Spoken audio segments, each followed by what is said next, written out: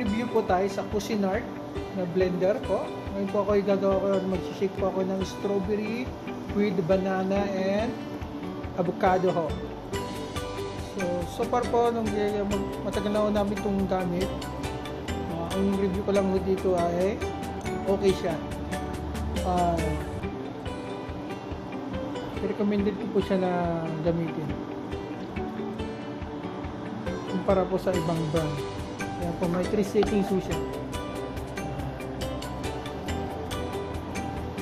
So ayan po, meron na po yung asukal, kunting asukal, saka dadaka lang po ng milk.